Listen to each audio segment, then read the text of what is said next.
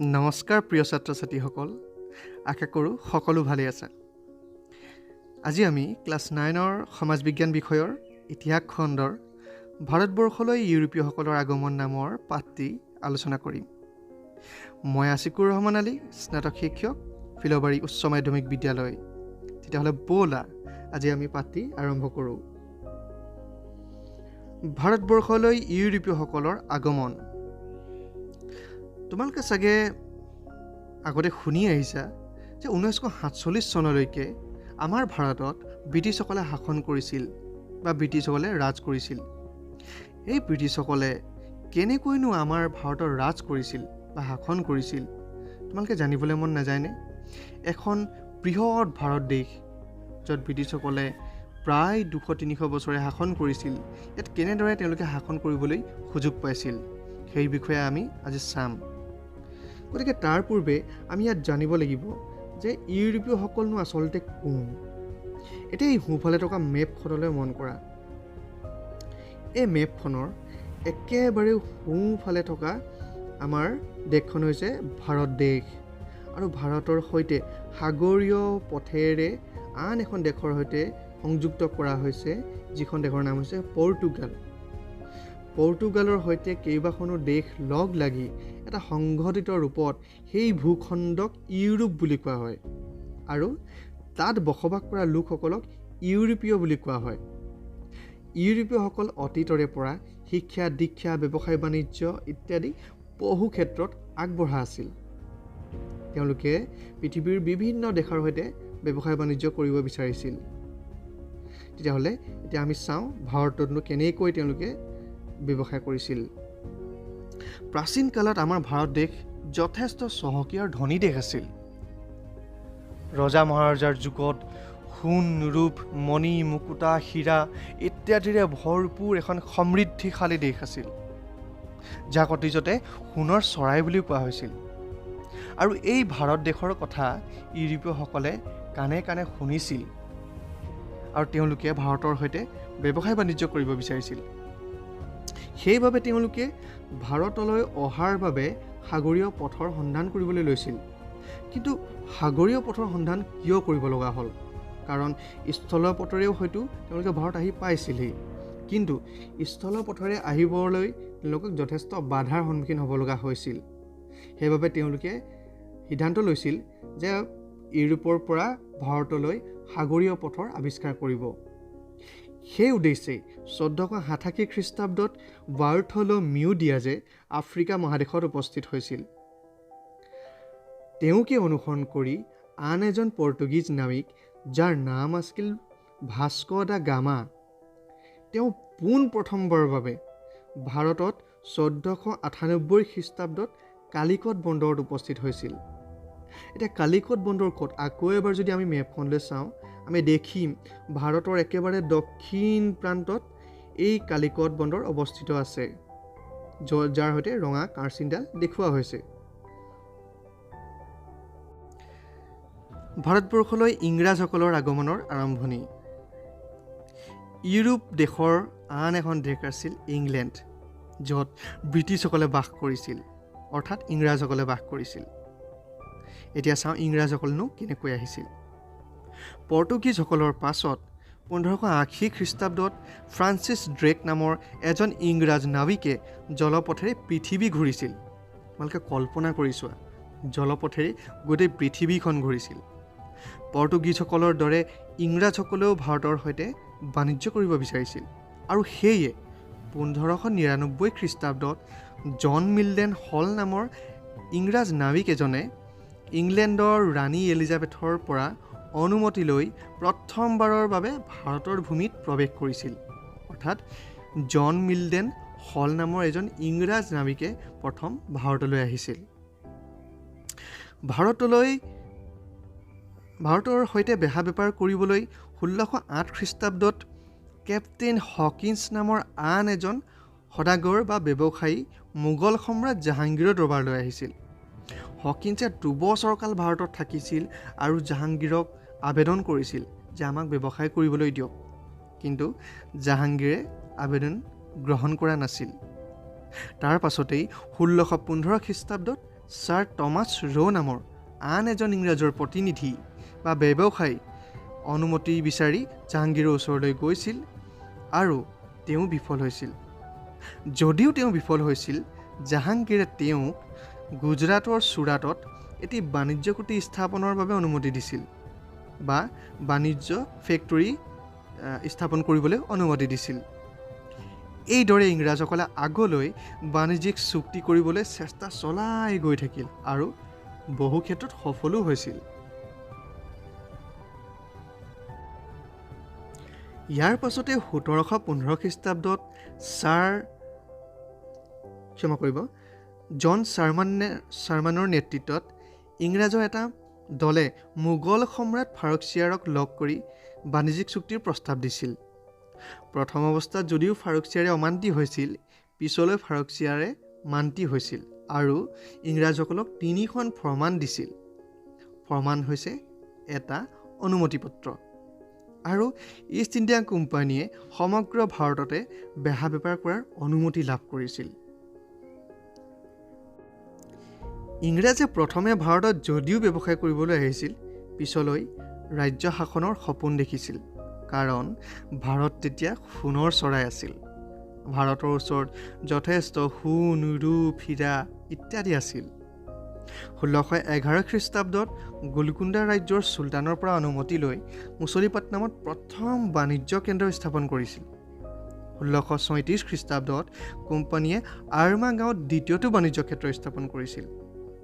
1661 চনত ইংলেণ্ডৰ ৰজা দ্বিতীয় চাৰ্লছে পৰ্তুগীজ কন্যা কেথৰিনক বিয়া কৰাইছিল আৰু গোটেই মুম্বাই চহৰখন, যাক আমি বৰ্তমানে মুম্বাই বুলি কওঁ, তেওঁ যৌতুক হিচাপে লাভ কৰিছিল। পিছলৈ 1668 খ্ৰীষ্টাব্দত 50,000 পাউণ্ড ঋণৰ বিনিময়ত ইংৰাজ কোম্পানীৰ হাতত গতাই দিছিল আৰু তেতিয়াৰে পৰা মুম্বাই কোম্পানীৰ প্ৰধান কাৰ্যালয়ত পৰিণত হৈছিল। 1690 খ্ৰীষ্টাব্দত জব চাৰ্নক নামৰ এজন ইংৰাজ বিষয়াই এখন চুক্তিৰ যোগেদি কালীঘাট, সূতানুটি আৰু গোবিন্দপুৰ নামৰ 3খন গাঁৱৰ জমিদাৰী স্বত্ব লাভ কৰি ইয়াত ব্যৱসায়িক কেন্দ্ৰ আৰম্ভ কৰিছিল আৰু এই ঠাই পিছলৈ কলিকতা চহৰ নামেৰে পৰিগণিত হৈছিল। ইংলেণ্ডৰ ৰজা তৃতীয় উইলিয়ামৰ সন্মানাৰ্থে বা তেওঁক সন্মানৰ বাবে কলিকতা বাণিজ্য কেন্দ্ৰটোৰ নাম ফৰ্ট উইলিয়াম ৰখা হৈছিল। ইষ্ট ইণ্ডিয়া কোম্পানীৰ কৰ্মচাৰী ৰবাৰ্ট ক্লাইভে ভাৰতত উপনিৱেশিক সাম্ৰাজ্য গঢ়ি তোলাৰ বাবে চেষ্টা কৰিছিল আৰু সফলো হৈছিল। ক্লাইভে আন ইউৰোপীয়ান কোম্পানীক বহিষ্কাৰ আৰু ৰজাসকলক নিজৰ ফলীয়া কৰিবলৈ চেষ্টা কৰিছিল। ৰবাৰ্ট ক্লাইভে ভাৰতত নিজৰ সাম্ৰাজ্য প্ৰতিষ্ঠাৰ বাবে চেষ্টা কৰিছিল। তেওঁ পৰিকল্পনা কৰিছিল কেনেদৰে ব্ৰিটিছসকলে ভাৰতত শাসন কৰিব পাৰে আৰু ভাৰতত ৰাজ কৰিব পাৰে, আৰু তেওঁলোকে সফলো হৈছিল। ৰবাৰ্ট ক্লাইভে বুদ্ধি ভাঙিছিল। আন ইউৰোপীয়ান কোম্পানী যি সেই সময়ত ভাৰতত আছিল, ডাচ, ডেনিছ, পৰ্তুগীজ ইত্যাদিসকলৰ লগত যুদ্ধ কৰি বুদ্ধি কৌশল কৰি ভাৰতৰ পৰা খেদি পঠিয়াই দিছিল আৰু সেই সময়ত যিসকল ৰজা ভাৰতত আছিল, সেই ৰজাসকলক নিজৰ ফলীয়া কৰিবলৈ চেষ্টা কৰিছিল। পলাচী যুদ্ধত 1757 খ্ৰীষ্টাব্দত বংগ, বিহাৰ, উৰিষ্যাৰ নবাব চিৰাজউদ্দৌলাক বুদ্ধি কৰি পৰাস্ত কৰি ভাৰতবৰ্ষত ব্ৰিটিছ সাম্ৰাজ্যৰ লাই খুঁটা স্থাপন কৰি ব্ৰিটিছ সাম্ৰাজ্যৰ পথ সুগম কৰিছিল। চিৰাজউদ্দৌলা সেই সময়ত বংগৰ নবাব আছিল, অৰ্থাৎ ৰজা আছিল, আৰু তেওঁক পলাচী যুদ্ধত ব্ৰিটিছসকলে খুব বুদ্ধি কৰি হৰুৱাইছিল আৰু ব্ৰিটিছ সাম্ৰাজ্যৰ পাতনি মেলিছিল। ইষ্ট ইণ্ডিয়া কোম্পানীৰ শাসন। ৰবাৰ্ট ক্লাইভে সম্ৰাট শ্বাহ আলমৰ লগত এলাহাবাদ চুক্তি কৰাৰ পিছতেই কোম্পানীয়ে বংগ, বিহাৰ আৰু উৰিষ্যাৰ ওপৰত ৰাজনৈতিক কৰ্তৃত্ব লাভ কৰিছিল। ইষ্ট ইণ্ডিয়া কোম্পানীয়ে ৰাজনৈতিক অধিকাৰ লাভ কৰিছিল। সম্ৰাটে কোম্পানীক ৰাজহ সংগ্ৰহ আৰু অসামৰিক প্ৰশাসনৰ দায়িত্ব প্ৰদান কৰি দ্বৈত বা দুটা স্তৰৰ শাসন আৰম্ভ কৰিছিল, যাৰ ফলত ইংৰাজসকল অধিক শক্তিশালী হৈ উঠিছিল। ৱাৰেন হেষ্টিংছৰ কাৰ্যকালত ইষ্ট ইণ্ডিয়া কোম্পানী ভাৰতৰ একমাত্ৰ শক্তিৰূপে পৰিগণিত হৈছিল। হেষ্টিংছে নিজকে সম্ৰাটৰ সমপৰ্যায় বুলি দাবী কৰিছিল। তোমালোকে মন কৰিছানে ব্ৰিটিছসকলে কেনেকৈ ছল চাতুৰি বুদ্ধিৰে তেওঁলোকে আগুৱাই যাবলৈ আৰু ভাৰতত শাসন কৰিবলৈ সফল হৈছিল। পলাচী যুদ্ধৰ পিছত ভাৰতবৰ্ষত কলিকতা, বোম্বাই, মাদ্ৰাছ এই তিনিটা কোম্পানীৰ মূল শাসন কেন্দ্ৰ হিচাপে পৰিগণিত হৈছিল। এই তিনি কেন্দ্ৰৰ মূল শাসকগৰাকীক প্ৰেছিডেণ্ট বুলি কোৱা হৈছিল। প্ৰেছিডেণ্টৰ যিজন তলতীয়া আছিল তেওঁক প্ৰেছিডেঞ্চি নামেৰে জনা গৈছিল।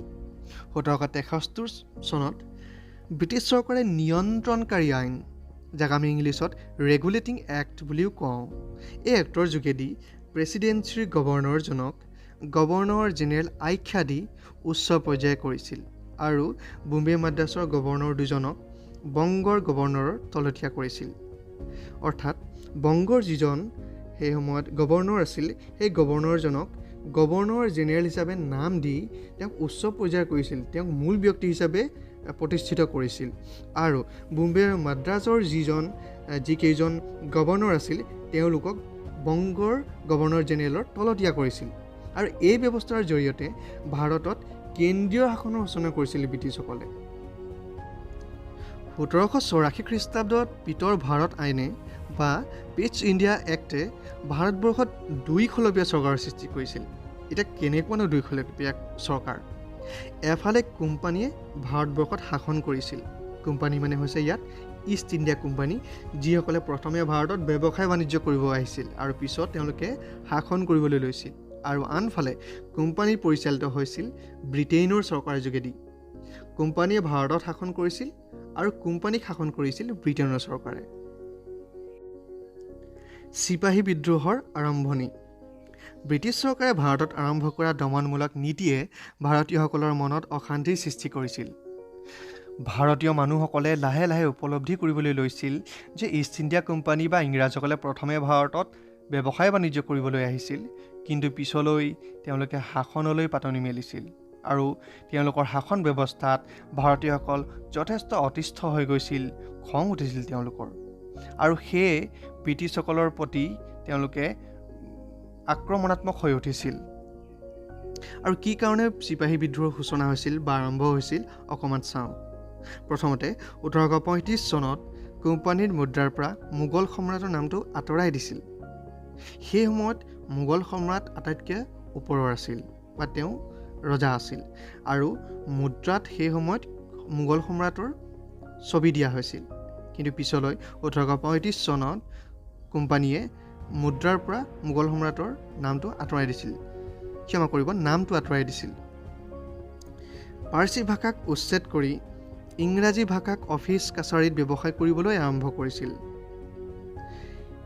সেই সময়ত ব্ৰিটিছসকলে ভাৰতত শাসন কৰিবলৈ আহিছিল, পাৰ্চী ভাষা ভাৰতৰ অফিচ কাছাৰীৰ ভাষা হিচাপে ব্যৱহাৰ হৈছিল।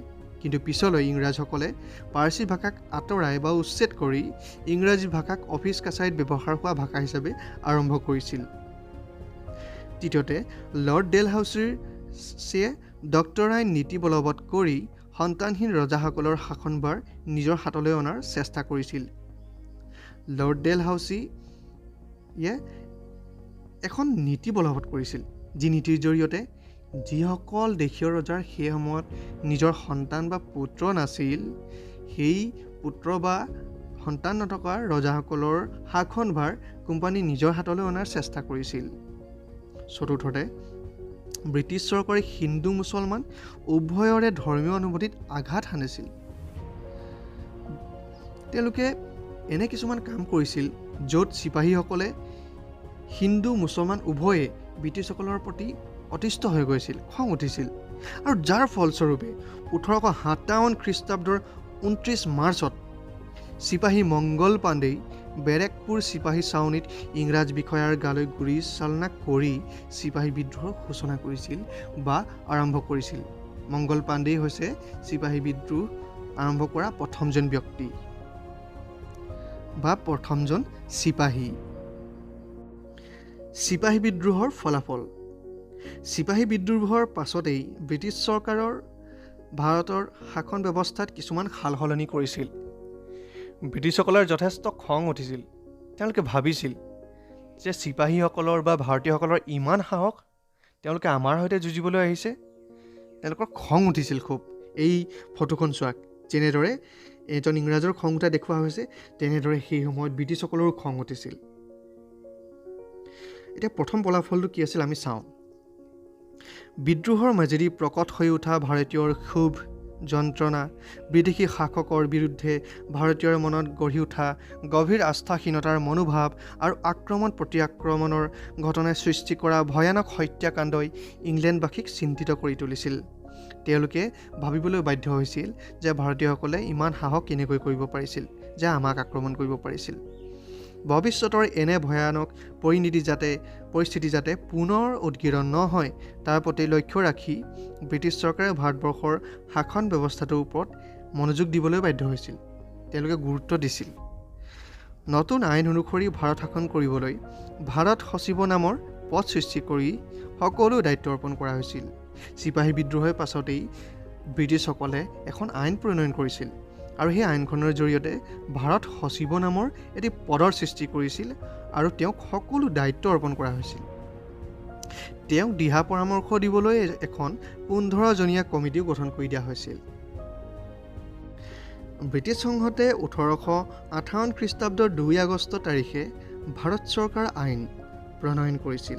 এই আইনে ইংলেণ্ডৰ চৰকাৰক পোনপটীয়াকৈ ভাৰত শাসন কৰাৰ ক্ষমতা দিছিল। আগতে ব্ৰিটিছসকলে যদিও ভাৰতত শাসন কৰিছিল, পৰোক্ষভাৱে কৰিছিল, অৰ্থাৎ আওপকীয়াকৈ কৰিছিল। কেনেকৈ বা আওপকীয়াকৈ? কাৰণ আগতে ব্ৰিটিছ চৰকাৰে বা ব্ৰিটেইনৰ চৰকাৰে পোনপটীয়াকৈ ভাৰতত শাসন কৰিব পৰা নাছিল। কোম্পানীৰ যোগেদি বা ইষ্ট ইণ্ডিয়া কোম্পানীৰ যোগেদি ভাৰতত শাসন কৰিছিল। কিন্তু 1858 খ্ৰীষ্টাব্দৰ ভাৰত চৰকাৰ আইনৰ জৰিয়তে ইংলেণ্ডৰ চৰকাৰে পোনপটীয়াকৈ ভাৰতত শাসন কৰাৰ সুযোগ লাভ কৰিছিল। সামাজিক পৰিৱৰ্তন স্বৰূপে ভাৰতীয় সমাজত সমান্তযুগীয় স্থবিৰতা আঁতৰি আধুনিক পাশ্চাত্য শিক্ষাৰ প্ৰতি ভাৰতীয়সকল আকৰ্ষিত হৈছিল। গতিকে ব্ৰিটিছসকলে চিপাহী বিদ্ৰোহৰ পাছতেই ভাৰতত আধুনিক শিক্ষাৰ পাতনি মেলিছিল। চিপাহী বিদ্ৰোহৰ পিছত ব্ৰিটিছ চৰকাৰৰ প্ৰত্যক্ষ শাসনে ভাৰতীয়ৰ মনত ক্ৰমান্বয়ে একতাৰ ভাৱ জগাই তুলিছিল। ভাৰত এখন যথেষ্ট বিশাল বৃহৎ দেশ।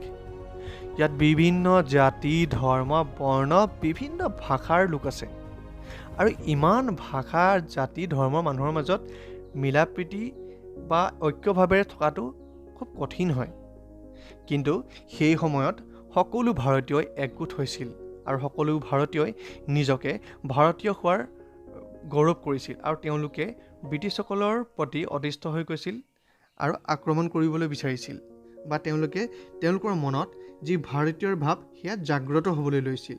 তেওঁলোকে নিজকে ভাৰতীয় বুলি চিনাকি দিবলৈ আৰম্ভ কৰিছিল। লৰ্ড কেনিঙৰ সংস্কাৰ। এই ফটোখনলৈ মন কৰা, এই ফটোখনত থকা ব্যক্তিজনেই হৈছে লৰ্ড কেনিং। ভাৰতৰ অৰ্থনৈতিক দিশটো উন্নত কৰিবলৈ লৰ্ড কেনিঙে চেষ্টা কৰিছিল। 500 বা তাতোধিক উপাৰ্জন কৰা লোকৰ ওপৰত আয়কৰ বহুৱাইছিল। 1859 চনত বংগৰাজ আইন প্ৰণয়ন কৰি চিৰস্থায়ী বন্দোবস্ত নিয়মৰ খেলিমেলিৰ অৱসান ঘটাইছিল। আগতে যি চিৰস্থায়ী বন্দোবস্ত নিয়ম এটা আছিল, সেই নিয়মে যথেষ্ট খেলিমেলি সৃষ্টি কৰিছিল ৰাজহ সংগ্ৰহ কৰাত। গতিকে লৰ্ড কেনিঙে সেই ব্যৱস্থাৰ অৱসান ঘটাইছিল আৰু বংগৰাজ আইন প্ৰণয়ন কৰিছিল। কেনিঙে দেশৰ বিভিন্ন জাতি আৰু ধৰ্মৰ সৈনিকক একগোট কৰি এটা মিশ্ৰিত ভাৰতীয় সেনাবাহিনীৰ গোট গঠন কৰিছিল। তেওঁ এটা সেনাবাহিনী গঠন কৰিছিল বা চিপাহীৰ সংগঠন ঘোষণা কৰিছিল, য'ত দেশৰ বিভিন্ন জাতি আৰু ধৰ্মৰ লোকসকলক অন্তৰ্ভুক্ত কৰা হৈছিল।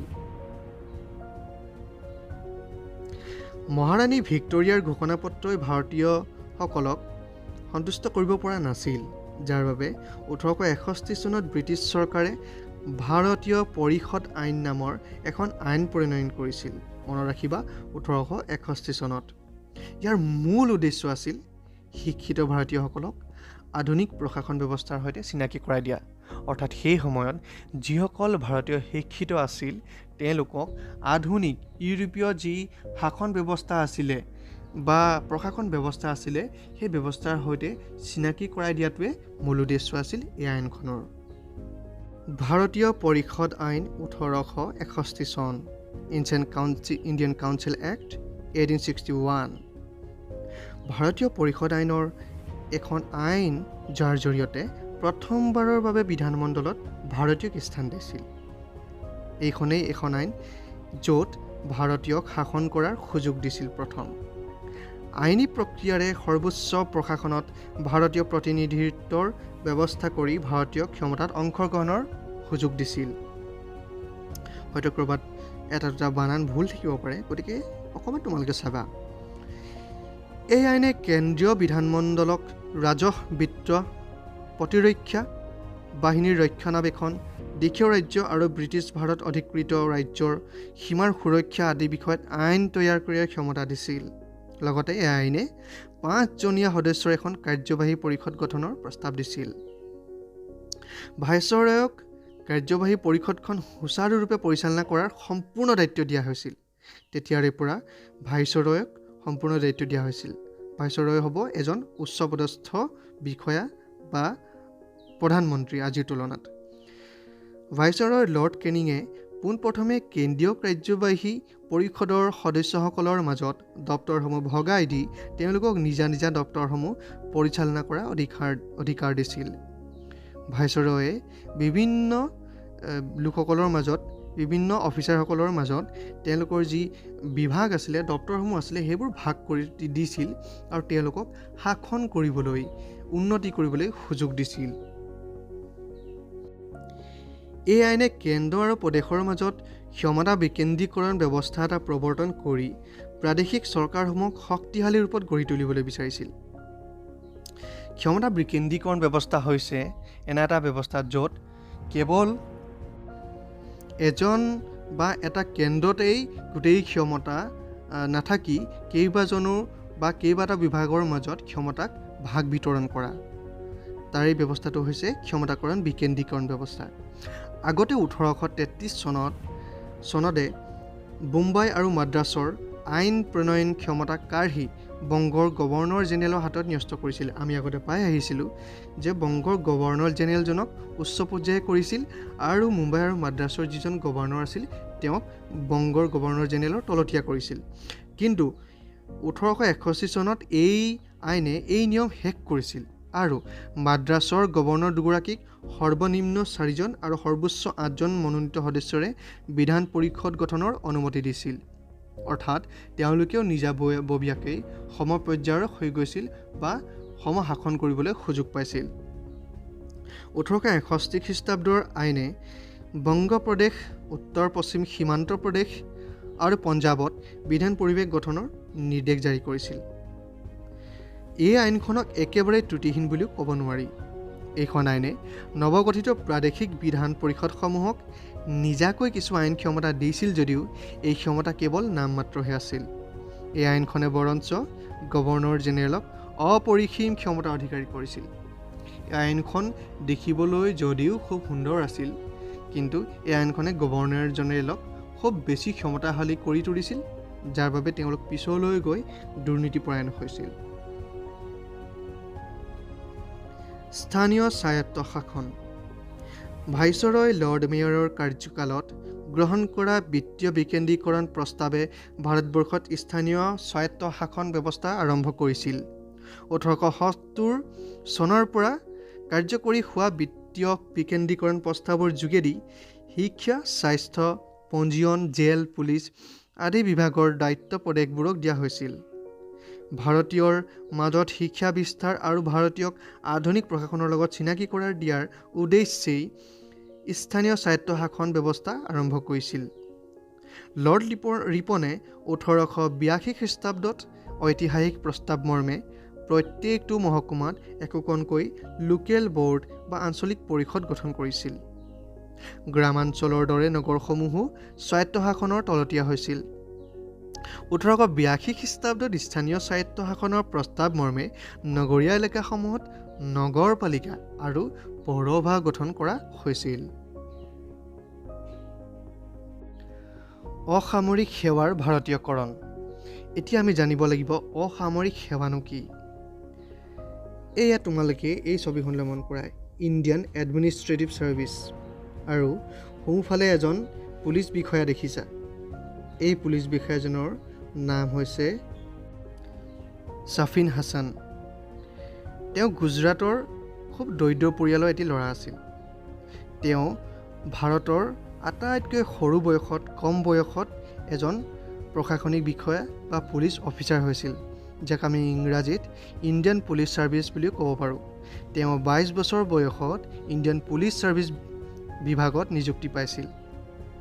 গতিকে এই অসামৰিক সেৱা অৰ্থ হৈছে ইণ্ডিয়ান এডমিনিষ্ট্ৰেটিভ ছাৰ্ভিচ বা ইণ্ডিয়ান পুলিচ ছাৰ্ভিচ বা তেনেধৰণে আন বিভিন্ন উচ্চপদস্থ বিষয়া।